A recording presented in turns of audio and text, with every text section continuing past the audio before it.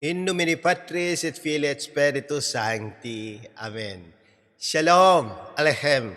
Magandang umaga sa ating lahat sa mga panig ng buong mundo, mga nakikinig at nanonood ngayon. Atin naman pakinggan ang mabuting balita ng Panginoon ayon kay San Mateo. Glory to you, Lord Jesus Christ. Noong panahong iyon, dali-daling umalis ang mga babae ng libingan. Pinagharian sila ng magkahalong takot at galak at patakbong nagpunta sa mga alagad upang ibalita ang nangyari. Ngunit sinalubong sila ni Jesus at binati at lumapit sila, niyakap ang kanyang paa at sinamba siya. Sinabi sa kanila ni Jesus, "Huwag kayong matakot. Humayok kayo at sabihin sa mga kapatid ko na pumunta sila sa Galilea at makikita nila ako roon." Pagkaalis ng mga babae, pumunta naman sa lungsod ang ilan sa mga kawal na nagbabantay sa libingan at ibinalita sa mga punong saserdote ang lahat ng nangyari. Nagtipon-tipon ang mga ito at matapos makipagpulong sa matatanda ng bayan, sinuhulan ng malaki ang mga kawal at inutusan sila ng ganito ang ipinamalita. Samantalang natutulog kami kagabi, naparito ang kanyang mga alagad at ninakaw ang kanyang bangkay. Sinabi pa nila, "Huwag kayong mag-alala, makarating man ito sa gobernador. Kami ang bahala." Tinanggap ng mga bantay ang salapi at ginawa ang bilin sa kanila hanggang ngayon. Ito pa rin ang sabi-sabi ng mga Hudyo. Ang mabuting balita ng Panginoon. Praise to you, Lord Jesus Christ. Pagnilayan natin bilang mga Romano Katoliko, ngayong Monday within the octave of Easter. Sa Ebanghelyo ngayon, makikita natin ang dalawang magkaibang tugon sa muling pagkabuhay ni Kristo. Ang mga babae puno ng takot at galak, pero sumunod agad at ipinahayag ang mabuting balita.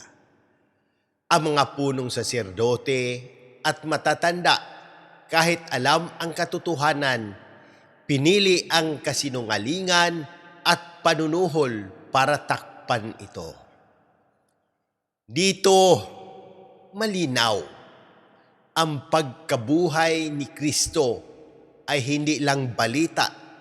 Ito ay hamon kung paano tayo tutugon. Mga kapatid, sa panahon natin ngayon, parang ganito rin ang nangyayari.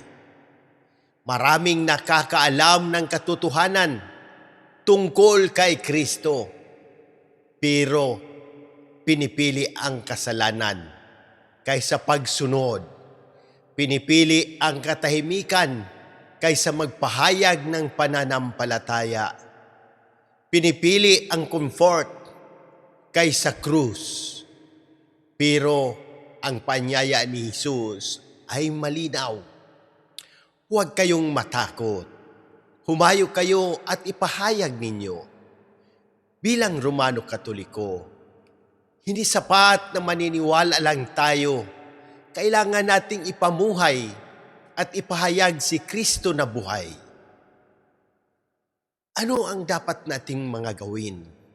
Una, maging saksi ng muling pagkabuhay. Sa salita at gawa, hindi lang online, kundi sa pamilya at komunidad. Halimbawa, pagpapatawad, pagtulong, pagiging tapat. Pangalawa, iwasan ang kasinungalingan at kompromiso. Tulad ng mga sundalo na nasuhulan, minsan tayo rin ay natutuksong manahimik o sumabay sa mali.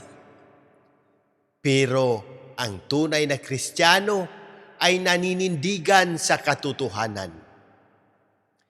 Pangatlo, magbalik loob at tanggapin ang mga sakramento. Kumpisal, Eukaristiya. Dito natin natatanggap ang biyaya ng muling nabuhay na Kristo. Pang-apat, huwag matakot sa pagsunod kay Kristo.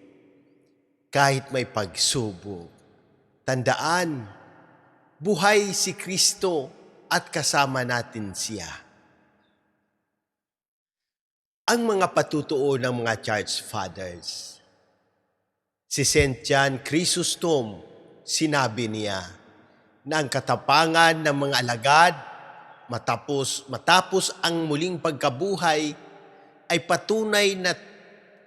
tunay na nabuhay si Kristo dahil mula sa takot, naging handa silang mamatay para sa katotohanan.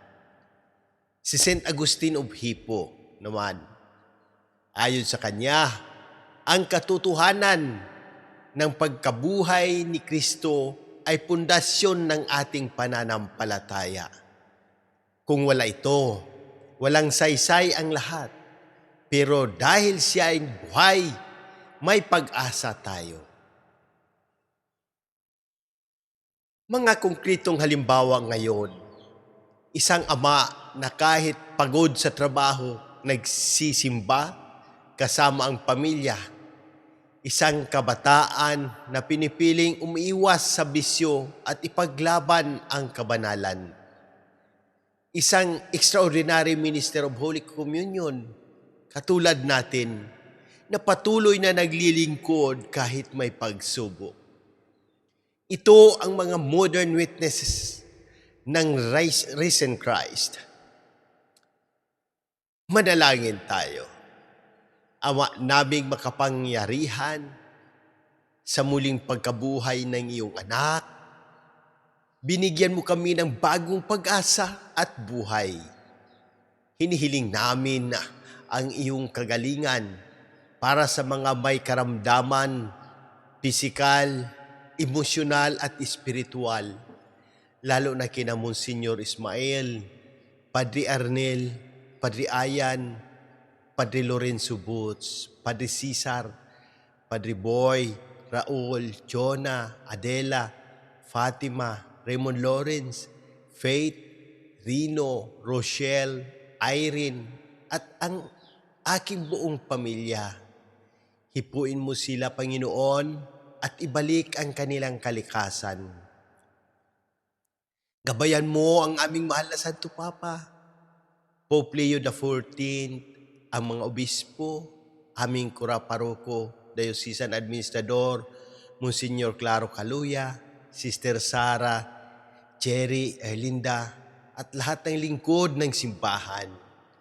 Pagpalain mo ang gobyerno ng Pilipinas upang manaig ang katotohanan at katarungan.